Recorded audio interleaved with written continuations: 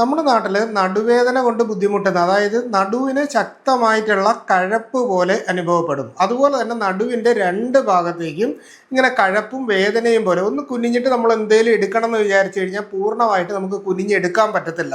ഒരു കസേരയിൽ നമ്മൾ കുറച്ച് സമയം ഇരുന്ന് കഴിഞ്ഞാൽ ആ സ്ഥലത്തുനിന്ന് എഴുന്നേക്കാനും പറ്റത്തില്ല. കാലിൻ്റെ തുടയുടെ പുറകു വശത്തോടെ ഒരു കഴപ്പ് പോലെ ഇങ്ങനെ താഴേക്ക് പോവുകയും ചെയ്യും. സത്യത്തിൽ ഒരുപാട് പേര് ചോദിക്കാറുണ്ട്, ഇത് എന്ത് തരത്തിലുള്ള രോഗമാണ്, ഇതിനെന്താണ് നമുക്ക് ഫലപ്രദമായിട്ട് ചെയ്യാനുള്ളത്. ഞാൻ നേരത്തെ തന്നെ സയാറ്റിക്ക എന്ന് പറയുന്ന രോഗത്തെ പറ്റിയും IVDP എന്ന് പറയുന്ന രോഗത്തെ പറ്റിയും പറഞ്ഞിട്ടുള്ളത് കൊണ്ട് തന്നെ ഞാൻ ഇതിൻ്റെ ഒരു തിയററ്റിക്കലായിട്ടുള്ള എക്സ്പ്ലനേഷനിലേക്ക് പോകുന്നില്ല.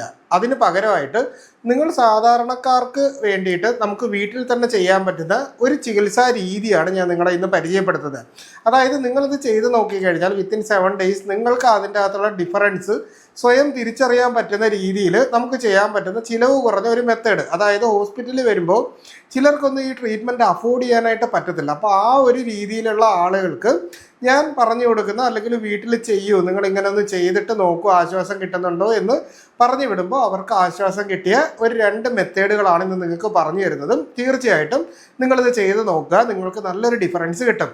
അപ്പോൾ ആദ്യം തന്നെ ഇതിന് വേണ്ടിയിട്ട് നമ്മൾ വാങ്ങാനുള്ളതെന്ന് പറഞ്ഞാൽ ശിഗ്രു പുനർനവാദി ചൂർണം എന്ന് പറയുന്ന ഒരു പൊടി നമുക്ക് മേടിക്കാൻ കിട്ടും. ശിഗ്രു പുനർനവാദി ചൂർണം ഇത് നിങ്ങൾക്ക് മേടിക്കാനായിട്ട് കിട്ടിയില്ല എന്നുണ്ടെങ്കിൽ നമ്മുടെ വീട്ടിൽ കിട്ടുന്ന സാധാരണ മുരിങ്ങയിലയില്ലേ, അത് ഉണക്കി പൊടിച്ചത് എടുത്താലും മതി. അപ്പോൾ ഈ 2-ൽ ഏത് വേണമെങ്കിലും നമുക്ക് എടുക്കാം.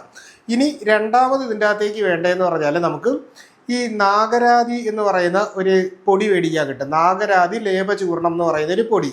അതിനോടൊപ്പം തന്നെ നമുക്ക് ഈ മർമ്മ ഗുളിക എന്ന് പറയുന്ന ഒരു ഗുളിക നമുക്ക് മേടിക്കാനായിട്ട് കിട്ടും. ഇപ്പോൾ കോട്ടയ്ക്കൽ പോയ വലിയ മർമ്മ ഗുളിക എന്ന് പറഞ്ഞിട്ടായിരിക്കും കിട്ടുന്നത്. നാഗാർജുനയിലും മർമ്മ ഗുളിക എന്ന് പറഞ്ഞിട്ട് തന്നെ നമുക്കിത് മേടിക്കാൻ കിട്ടും. അപ്പോൾ ഇത് 3ഉം നമുക്ക് ഈ ഒരു ട്രീറ്റ്മെൻറ്റിന് വേണ്ടിയിട്ട് ആവശ്യമുള്ളൊരു കാര്യമാണ്. അപ്പോൾ ഇവിടെ ചെയ്യാനുള്ളത് നമ്മൾ ഈ പറഞ്ഞ ശിഗ്രു പുനർനവാദി ചൂർണമോ അല്ലെങ്കിൽ നിങ്ങളുടെ വീട്ടിലുള്ള മുരിങ്ങ ഇല ഉണക്കി പൊടിച്ചെടുത്ത ലേപോ ഇത് ജസ്റ്റ് ഒന്ന് എഴുതിയെടുത്തോളൂ കേട്ടോ. എഴുതിയെടുത്തില്ലെങ്കിൽ വീണ്ടും വീണ്ടും കാണേണ്ടി വരും.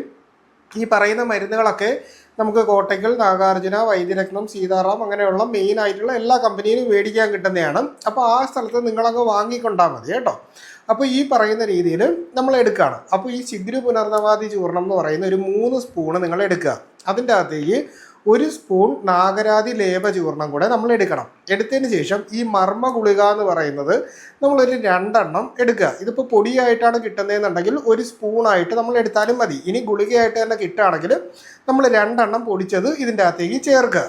അപ്പോൾ ആ ഒരു രീതിയിൽ ചേർത്തിട്ട് ഇതിനെ നമ്മൾ കുറച്ച് ഇളം ചൂടുവെള്ളത്തിൻ്റെ അകത്ത് നമുക്ക് മിക്സ് ചെയ്യാം. ഇല്ലെങ്കിൽ കുറച്ചുകൂടി ഞാൻ എല്ലാവർക്കും അഡ്വൈസ് ചെയ്യുന്നതെന്ന് പറഞ്ഞാൽ നമ്മൾ ഈ ചോറ് വെക്കുമ്പോൾ എടുക്കുന്ന അരി കഴുകിയ വെള്ളമില്ലേ, ഒന്നുകിൽ അരി കഴുകിയ അരിക്കാടി അത് നമുക്ക് എടുക്കാം.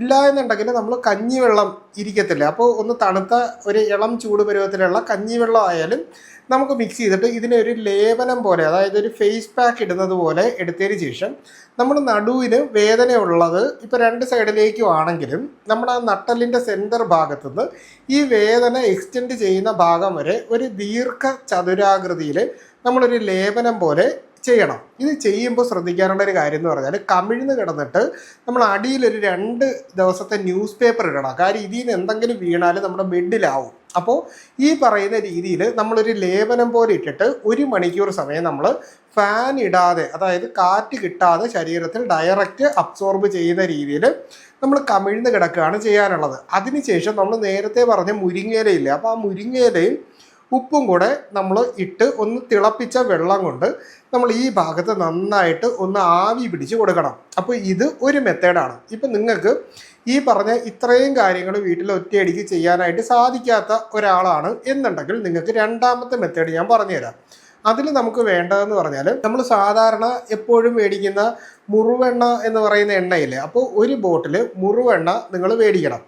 അതിനോടൊപ്പം തന്നെ നമുക്ക് വേണ്ടതെന്ന് പറഞ്ഞാൽ അത്യാവശ്യം പെയിൻ റിലീവ് ചെയ്യുന്ന, വാതരോഗങ്ങൾ കുറച്ച് നിർത്തുന്ന, എന്നാൽ നടുവേദനയ്ക്കും മസിൽ പെയിനും ഒരുപോലെ നമുക്ക് ഉപയോഗപ്പെടുന്ന ഒരു തരത്തിലുള്ള എണ്ണയാണ് വേണ്ടത്. അപ്പോൾ ഇതിന് നമ്മൾ ചെയ്യാനുള്ളതെന്ന് പറഞ്ഞാൽ നമുക്ക് ഈ ധന്വന്തരം തൈലം നമുക്ക് മേടിക്കാൻ കിട്ടും. അപ്പോൾ ധന്വന്തരം തൈലമാണ് വാങ്ങാനുള്ളത്. എന്നിട്ട് ഈ 2 എണ്ണയും നമ്മൾ ഈക്വലായിട്ട് ഒരു ബോട്ടിലിൽ മിക്സ് ചെയ്ത് കുലുക്കി അങ്ങ് വെച്ചിരിക്കുക. അതിനുശേഷം ഇതിൻ്റെ അകത്തുനിന്ന് ഒരു 2-3 അടപ്പ് നമ്മൾ എടുത്ത് ചെറുതായിട്ട് ചൂടാക്കണം.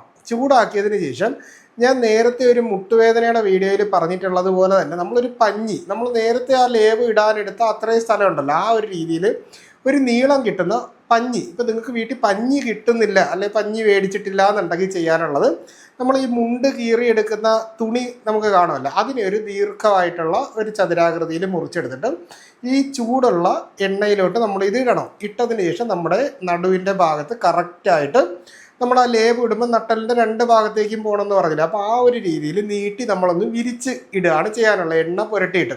ഇതും കമിഴ്ന്ന് കിടന്ന് തന്നെയാണ് ചെയ്യാനുള്ളത്. പക്ഷേ ഇതിൻ്റെ അകത്ത് നമ്മൾ ചെയ്യാനുള്ളത് ഒരു 20 മിനിറ്റ് കൂടുമ്പോഴേക്ക് നമ്മൾ ഓരോ അടപ്പ് എണ്ണ ചൂടാക്കിയത് നമ്മൾ ഇതിൻ്റെ അകത്തേക്ക് ഒഴിക്കണം.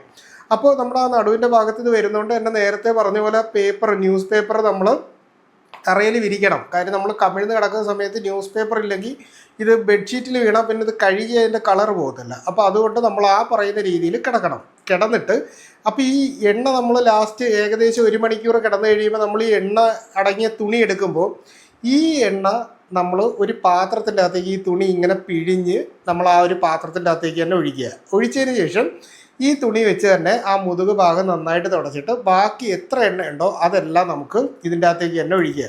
ഇതുപോലെ നമ്മൾ എടുക്കുന്ന ഈ എണ്ണ നമുക്കൊരു 3 ദിവസം വരെ കണ്ടിന്യൂസ് ആയിട്ട് നമുക്ക് ഒരു പാത്രത്തിൻ്റെ അകത്ത് വെച്ചാൽ എടുക്കുക. അതായത് നമ്മൾ 200 ml 2 ബോട്ടിൽ മേടിച്ച് കഴിഞ്ഞാൽ നിങ്ങൾക്ക് ഏകദേശം ഈ ഒരു രീതിയിൽ 3 ദിവസം വെച്ചിട്ട് ചെയ്യുവാണെങ്കിൽ 1 മന്ത് വരെ നമുക്ക് യൂസ് ചെയ്യാനായിട്ട് പറ്റും. ബാക്കി വരുന്ന എണ്ണ നമ്മുടെ ശരീരത്തിൻ്റെ ഭാഗങ്ങളിൽ തേച്ചാൽ മതി. ഈ എണ്ണ നമ്മൾ ഇതുപോലെ തേച്ച് കഴിഞ്ഞാലും രണ്ടാമത് ചെയ്യാനുള്ള കാര്യം എന്ന് പറഞ്ഞാൽ നേരത്തെ പറഞ്ഞ പോലെ മുരിങ്ങയില വെള്ളം, ആ വെള്ളവും ഉപ്പും കൂടി ഇട്ടിട്ട് നമ്മൾ ഈ ഒരു ഭാഗത്ത് ആവി പിടിച്ചു കൊടുക്കണം. അത് രണ്ടിനും കോമൺ ആയിട്ട് തന്നെ ചെയ്യാനുള്ളതാണ്. ഇനി നമ്മൾ രണ്ടിൽ ഏത് പ്രൊസീജിയർ ചെയ്താലും നിങ്ങൾ ചെയ്യാനുള്ളൊരു കാര്യം എന്ന് പറഞ്ഞാൽ നമുക്ക് ഒന്നുകിലും നടുവിന് ഇടാൻ പറ്റുന്ന രീതിയിലുള്ള ഒരു ബെൽറ്റ് നമ്മൾ വാങ്ങണം. അപ്പോൾ അങ്ങനെയുള്ള ലാംബോസേക്കർ ബെൽറ്റ് നമുക്ക് മേടിക്കാൻ കിട്ടും, LS സപ്പോർട്ട് എന്ന് പറയും. അപ്പോൾ ഇത് മേടിച്ചിട്ട് നമുക്ക് ഈ വയറിൻ്റെ ആ ഒരു ഭാഗത്ത് കറക്റ്റായിട്ട് നട്ടല് സെൻറ്ററിലാക്കിയിട്ട് കെട്ടുന്നത് ഈ സമയം നമ്മുടെ നടുവിനൊരു നല്ല സപ്പോർട്ട് കിട്ടും. അതാകുമ്പോൾ നമുക്ക് വേദന വന്നാലും ഒരു സൈഡിലേക്ക് ചരിഞ്ഞ് വേദന അഡ്ജസ്റ്റ് ചെയ്ത് നടക്കേണ്ടി വരുന്നില്ല, നട്ടല് സ്ട്രെയിറ്റ് ആയിട്ട് തന്നെ ഇരിക്കും. ഇനി നിങ്ങളൊരു ചെയറിൽ ഇരിക്കുകയാണെന്നുണ്ടെങ്കിൽ എപ്പോഴും നമ്മൾ എന്ത് ചെയ്യണം, സ്ട്രെയിറ്റ് ആയിട്ട് ഇരിക്കാൻ ശ്രമിക്കുക. അതുപോലെ തന്നെ കാല് കുത്തിയിട്ടിരിക്കാതെ അത്യാവശ്യം ഒന്ന് നീട്ടി വെച്ചിട്ട് ഇരിക്കാൻ പറ്റുന്ന രീതിയിലായിരിക്കണം ഇരിക്കാനുള്ളത്. ഈ ചെയ്യുന്ന കാര്യം എന്ന് പറഞ്ഞാൽ നമ്മളൊരു 7 ദിവസം കണ്ടിന്യൂസ് ആയിട്ട് ചെയ്യുമ്പോൾ തന്നെ നമുക്ക് ഏകദേശം ഒരു 60-70% നല്ലൊരു ഡിഫറൻസ് തോന്നും. ആ ഡിഫറൻസ് തോന്നിക്കഴിഞ്ഞാൽ നിങ്ങളിത് ഉടനെ നിർത്തുമല്ല, ഒരു 14 ദിവസം നിങ്ങളത് കണ്ടിന്യൂസ് ആയിട്ട് ചെയ്യണം. ചെയ്തതിന് ശേഷം പിന്നീട് നമുക്ക് അത്ര വേദനയും കാര്യങ്ങളൊന്നും ഇല്ല എന്നുള്ളൊരു തോന്നലാണ് നിങ്ങൾക്ക് വരുന്നതെങ്കിൽ നിങ്ങൾ ചെയ്യാനുള്ളത് ഈ പറയുന്ന കാര്യം ആഴ്ചയിൽ 2 ദിവസമോ 3 ദിവസമോ ചെയ്യുക. അങ്ങനെ ഒരു 2 ആഴ്ച ചെയ്തതിന് ശേഷം പിന്നീട് നമ്മൾ 2 ആഴ്ച കൂടുമ്പോൾ ഒരിക്കലോ മാസത്തിലൊരിക്കലോ അല്ലെ വേദനയുള്ള സമയത്തോ മാത്രം നിങ്ങൾ ഈ ഒരു രീതിയിൽ ചെയ്യുക. ഇതിൽ അത്യാവശ്യം നമുക്ക് ഒരു ഹോസ്പിറ്റലിൽ പോയി ഒരു കടിവസ്തിയും കിഴിയും എല്ലാം കൂടെ അവിടെ കിടന്ന് ചെയ്യാനുള്ള ഒരു രീതിയിലുള്ള സാമ്പത്തിക ശേഷിയുള്ളവരാണെങ്കിൽ തീർച്ചയായിട്ടും ആ ഒരു മെത്തേഡ് നോക്കുക. ഇല്ലാതെ നമുക്ക് വീട്ടിൽ തന്നെ ചെയ്യണം എന്നുള്ള ഒരു ആഗ്രഹത്തിലുള്ളവരാണെങ്കിൽ ഈ പറഞ്ഞ മെത്തേഡ് നിങ്ങൾ ട്രൈ ചെയ്ത് നോക്കുക. നല്ലൊരു ഡിഫറൻസ് നിങ്ങൾക്ക് കാണാൻ പറ്റും. അപ്പോൾ ഇതുമായിട്ട് ബന്ധപ്പെട്ട് എന്തെങ്കിലും സംശയങ്ങളുണ്ടെങ്കിൽ കമൻ്റായിട്ടോ നമ്മുടെ വാട്സാപ്പിൻ്റെ നമ്പറിലോ ചോദിക്കുക, കൃത്യമായിട്ടുള്ള റിപ്ലൈ നിങ്ങൾക്ക് കിട്ടുന്നതായിരിക്കും കേട്ടോ. അപ്പോൾ ഇത്തരത്തിലുള്ള പുതിയ അറിവുകളായിട്ട് നമുക്ക് വീണ്ടും മറ്റൊരു അവസരത്തിൽ കണ്ടുമുട്ടാം. അതുവരെ എല്ലാവർക്കും ഗുഡ് ബൈ.